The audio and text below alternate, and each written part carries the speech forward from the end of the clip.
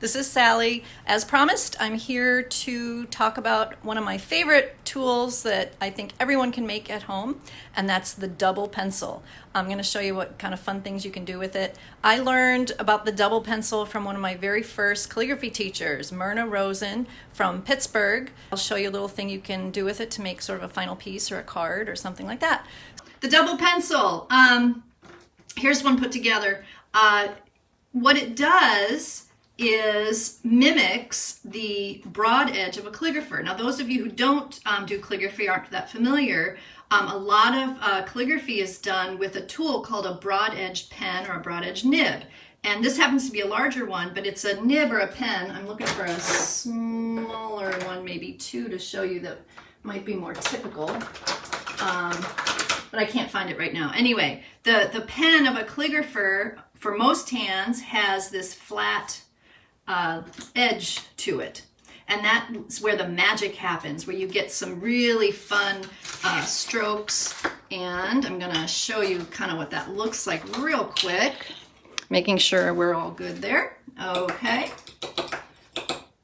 Yeah, I was really hoping I could watch on my computer. I'm just using a little bit of walnut ink here. But the magic of the broad edge is that I can hold my pen in a certain angle, and we can talk more about different angles in a minute. And this is not great paper, so it's probably gonna bleed a little bit. But I can keep my pen at the same angle and change directions with my pen. And as you can see, I get different widths of line. I'm just running out of ink there. So I didn't have to twist and turn my pen. The pen did all the work to get thick and thin lines just by the direction I was pulling my pen. And that's just one of the things I love about the broad edge pen, that it just sort of happens like magic. Well, the double pencil can do the same thing. So first I'll show you, this one's already put together, but it's not too difficult. You just take two pencils and a rubber band and wrap it around several times. If you keep the rubber band kind of wide apart, like that, you know, just an inch or so wide, then it won't wiggle so much. But if you find it wiggling, you can always add another rubber band to the other end just to kind of keep it steady. Just wrap it around a few times, okay? Make sure those points are kind of even. Sharpen them first, which I didn't, but anyway. So the double pencil then can mimic that angle, but what's fun is that you don't have anything in between, so some really fun things start to happen. And I'll do the same thing. I'll just kind of hold my pencil and move it in different directions like I did with that mark. And you can see I get thick areas, thinner areas, really thin areas, depending on which way I pull it. And it's really fun if you start doing curves. You can kind of see what happens. See that curve? The points sort of cross over each other. And that's just kind of fun. You can see that this point here ends up crossing over that point there, and really making some interesting shapes.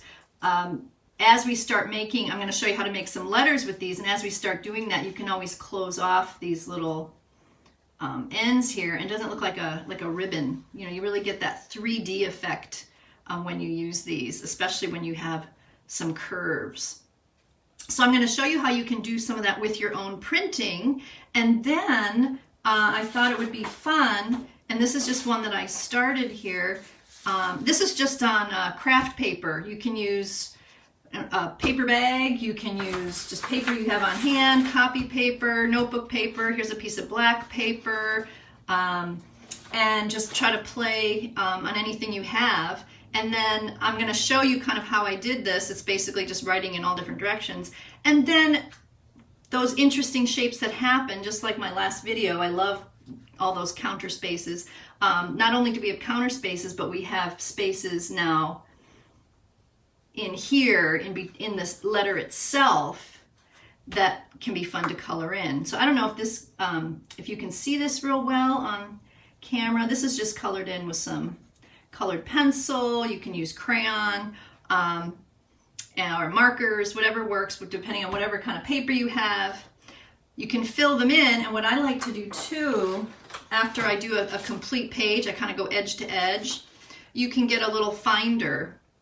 This is just a little plastic stencil that I have with squares, and you can start to find some interesting compositions after you start coloring in. You could cut those out, and that could be your card, a postcard, or you could put it on another piece of paper and make a card for somebody, or just hang it on your fridge. I'll show you how we can do some letters. And I'm just checking the time here. Okay, we're good. Last time I kind of went over a little bit too much. So let's practice with your double pencil. To warm up and kind of get the feel of the pencil, you can use lined paper if you want, or you can use the blank. Lined is sometimes nice because then you can just practice kind of stopping at a certain place just to get the rhythm of it. So I would start, you'll learn a few calligraphy terms now here too, or things that we refer to. If you hold your pencil now with the points sort of flat along the notebook paper line, we call that a 0 angle. All right, if you hold it flat, oh, a cat just came in. Hello, cat. If you hold it in that direction and pull down, you're going to get some wide strokes. As a matter of fact, it's going to be the widest stroke that you can make because you're pulling perpendicular to how your nib is going. There's a little geometry term for you. And again, as we go on, you can just take one pencil and close these off if you want to, or leave them open. And so you can just start practicing that. Well, that's not much fun, is it? So let's start, we can turn our pen 90 degrees and pull some strokes this way. You can hold your pen kind of halfway through at 45. It doesn't have to be perfectly 45, but you can kind of go somewhere between 90 and 0 and pull down, and you can see that you're getting thinner strokes than you did here. Let's see, how about we hold it this way but then pull left to right? You're going to get the thinnest line possible because you're pulling in the direction that your double pencil or your nib is facing. So let's try some in between. If you hold it just at that 45 and then start just keeping that at a 45 and just start moving in different directions. Notice I'm still at that 45, right? But I'm just moving in all kinds of directions.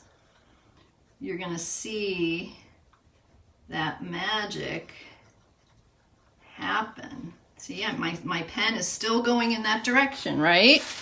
All right. And look all the fun shapes you can make just by moving your pencil around. And then I love when they cross. It just gives that 3D effect. And when you start coloring in, you're going to get some interesting shapes there too. So what I would do is do some warm-up things. Maybe try as far as how to keep your double pencil on that 45. Maybe try some curves, like sort of crescent moon shapes. Start at the top, move to the left a little bit, come down and move to the right, keeping that same angle of the pencil. Maybe you could do them the other way.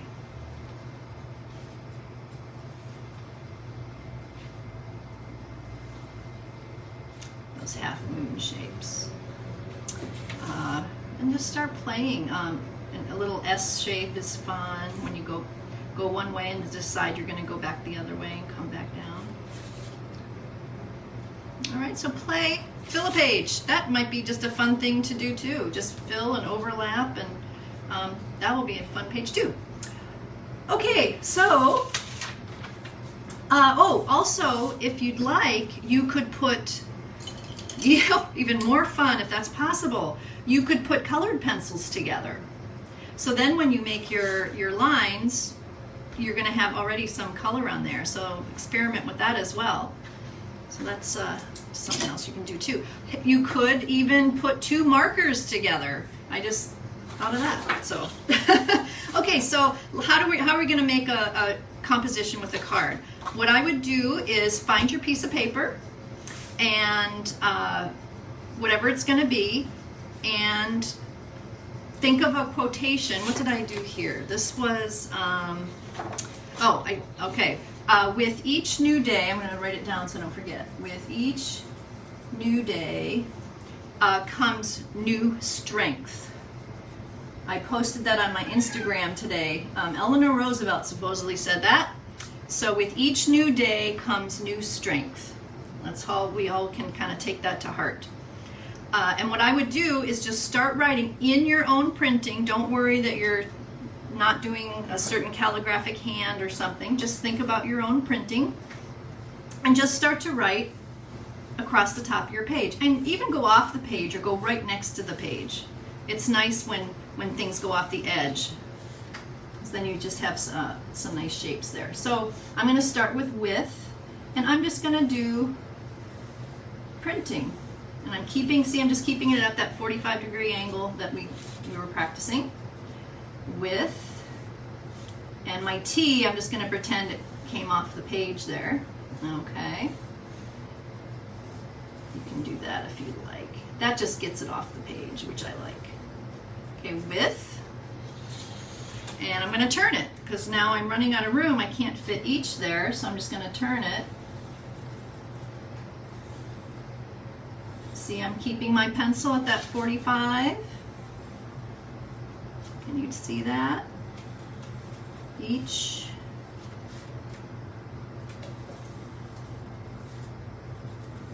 I'm going to run off the paper again. Each, with each, new. And like I talked about last time, right now, when you're all done, it's not going to necessarily be readable, right? But we calligraphers don't always care about that for certain things. A lot of times it is important because you're expressing maybe what the words mean, but we also like to explore just the line quality and the shapes that letters can make. So, nope, you're not gonna be able to read it, but that's okay. Each new, do you hear the cat? Yeah, that's which one is that? That's Thor. We have a Thor and a Loki. That's Thor who's bugging me. Yeah, I know. With each new, we had a W. It didn't fit, so I'm just going to turn, and I'm going to overlap, because I don't care. I'm going to get some fun shapes there. With each new day,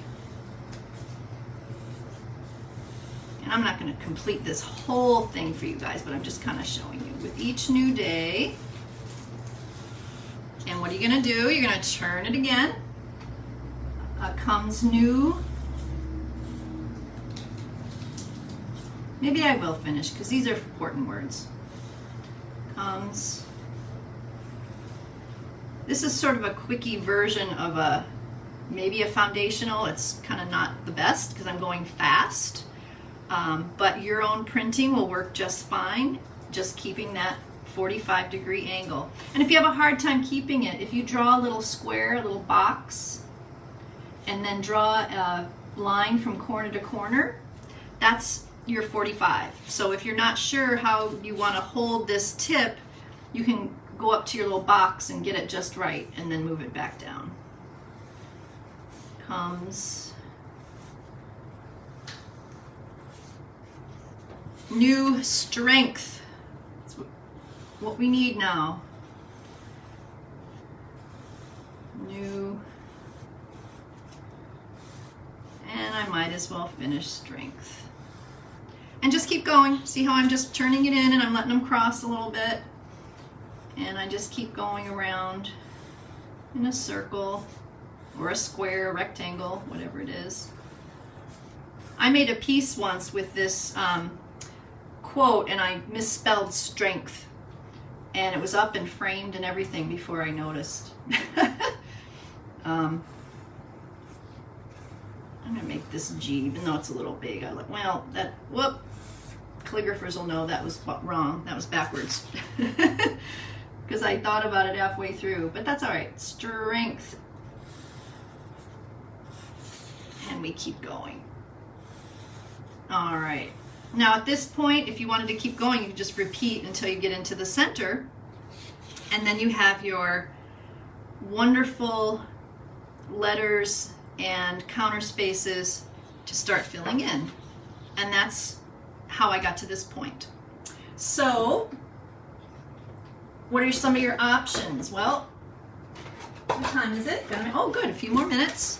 Like I said, colored pencils. I would stick to maybe 3 main colors that you like that work well together, and then maybe one fun thing to add at the end, a 4th color. But stick to a small amount of colors, and then you can work on your composition. It's not going to be sort of too crazy, and it'll sort of unify everything. Because right now it is sort of crazy because you've got these lines and shapes all over. But if you pick a palette of, say, 3 or 4, I just happen to pick these guys here, and then start working with those.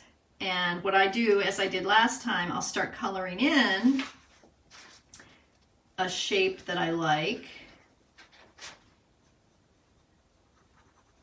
And then I can see, well, okay, maybe I need some of that color somewhere else. Like I'm going to balance that with maybe some green down here. You just kind of keep going around. And I'll stick with green for a little while. I love the counter space of an E. And then, you know, maybe another, you can color the letters, outside the letters, all of them. It's up to you. And then maybe I'll switch and start looking to see where I need another color. Maybe my yellow needs to kind of come up here and there. Or maybe all the triangular shapes you do one color. That might be interesting. Just set a rule for yourself and say, okay, I'm going to try to make all triangular shapes yellow.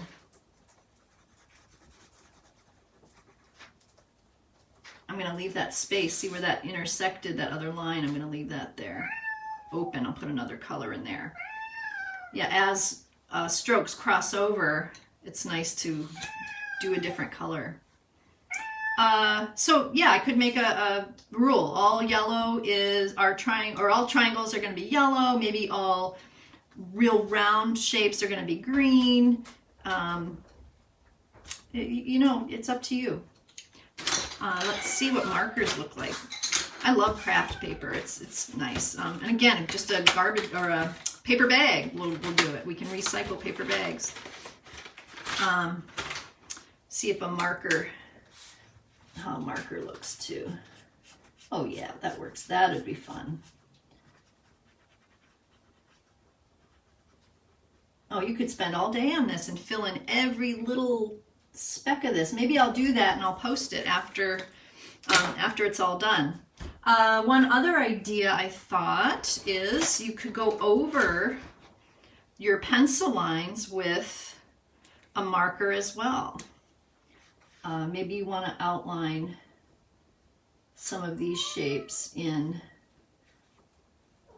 black, say, and see what happens. That's kind of an interesting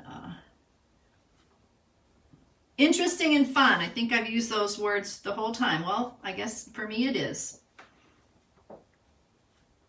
You can see I have calligraphers who are watching could see that, well, I was doing some foundational up here and then I switched to sort of a gothicized italic. That happens.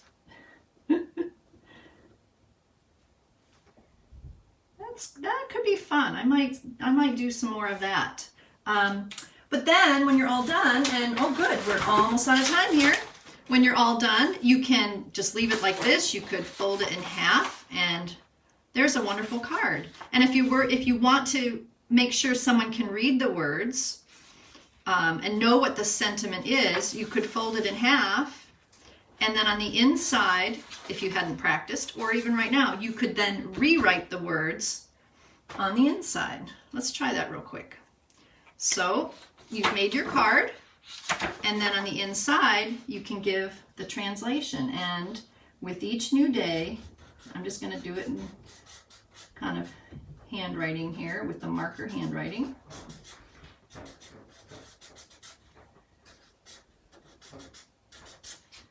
Comes new strength. And let's spell it correctly. There we go. All right, and you can give that to someone who you think really needs it.